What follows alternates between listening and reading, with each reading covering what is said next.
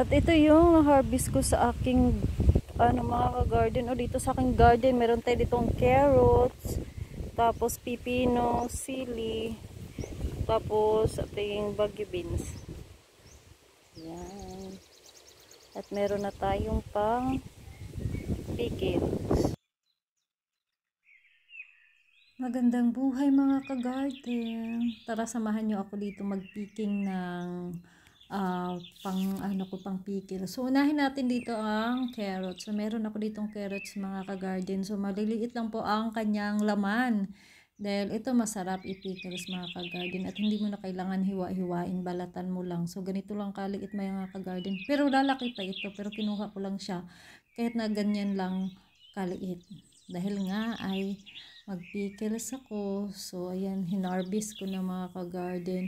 At bukod pa dyan, dalagyan natin ito ng pipino, tapos, beans at saka, bagyo binsa at saka sili. So, yan ang ilalagay ko sa aking pickle. So, meron akong recipe na dyan mga ka-garden. Ito kasi sayang kasi mga ka-garden kung hindi ko gagawin pickles kasi minsan sa ref napabayaan ko na, so nabubulok na lang kasi nga hindi ko na maluto. So ang ginagawa ko talaga pag mag-harvest ako dito, ginagawa ko na lang ng pickles. So ayan, nakakuha na ako. Tara punta tayo dito sa aking meron ako ditong cucumber. So balik tayo dito sa aking pipino. Ayan mga ka-garden, lakas ng hangin. Kukuha tayo ng pipino. Hinugasan ko muna mga ka-garden. Gusto ko sa pipino yung mga maliliit pa. Ayan. Hindi pa ako Yan, ipikilas natin yan.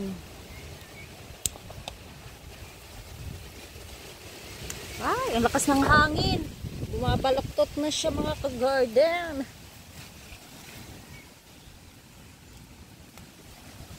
Ayan, mga maliliit lang ba. Ito, kailangan ko na ito hiwain eh. Kasi naabutan na ako sa... Mas maganda kasi mga ka-garden yung ganito palang ba oh. Ayan. Ito kasi, bala ko nito, hindi ko to siya kunin dahil pangbinhi ko. Yan, pangbinhi ko. Ay, ito lang yata ang kunin ko. Tapos yan ang ibinhi ko. So, kunin natin na lang yan. Oops.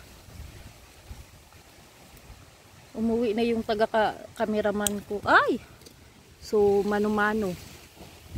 Yan, dyan ka lang muna. Kasing, naman. Ay! Pipino ko mga ka-garden.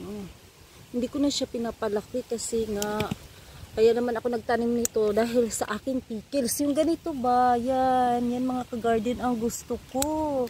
Yung ganito palang umura. Ito yung masarap. At dahil naabutan ako ng pagkaano niya. Tsaka bumabalok to. Mahirap kasi napansin nyo grabe ang ng hangin. Yan, may pang pickles na ako pero hindi pa ako tapos. Yan pa, umuha pa ako.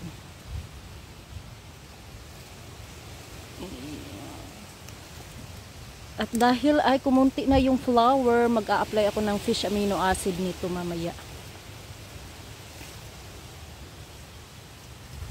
Yung gusto ko maliit.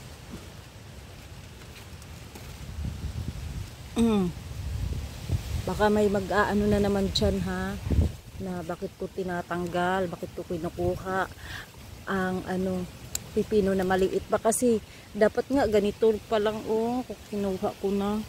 At nag-ingay na nga yung aking aso, bahala siya. Tingnan nyo aking siling pangsigang mga ka-garden. Oh wow,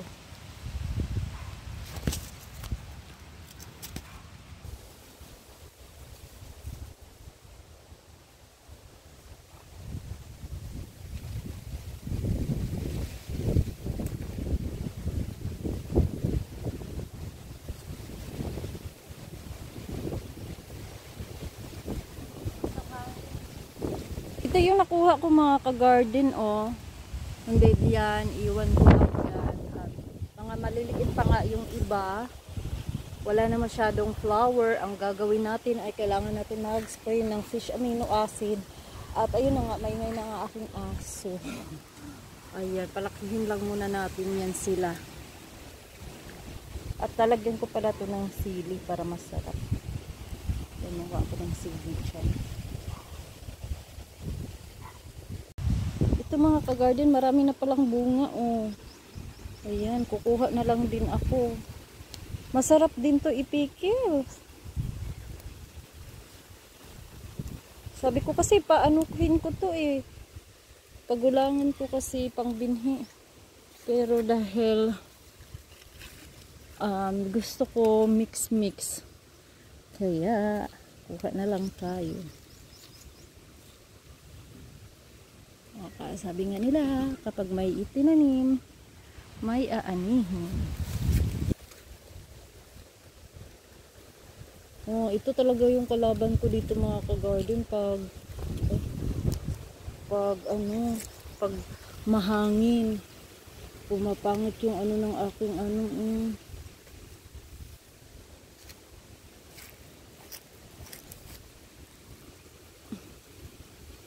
Ito hindi pa to nadiligan ni kuya.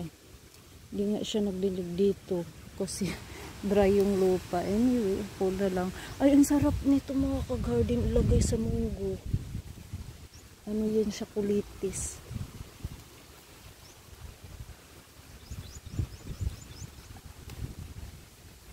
At ayan. Yung aking kasi hindi pa yun siya pwede. Oh, wow. Ang dami nito ng pang pickles.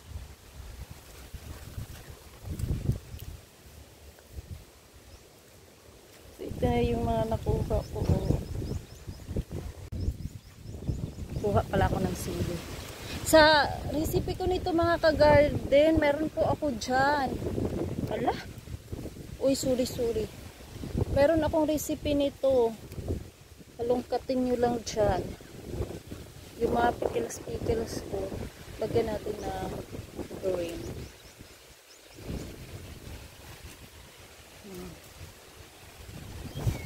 Nabali. Oh, ay. Masayang yan. So, kunin natin yan. At ilagay natin. Saan itong hangin natin? Ang ganda, oh. Ang ganda ng bunga, oh. Mga ka-garden, wow. O, diba? Ang ano ng malaki na bahay. Tingnan niyo mga ka-garden. Alam niyo ba, purple yan. Green pa yan, no? Tingnan niyo. Nagsimula na siyang mag-purple, oh. Para siyang talong.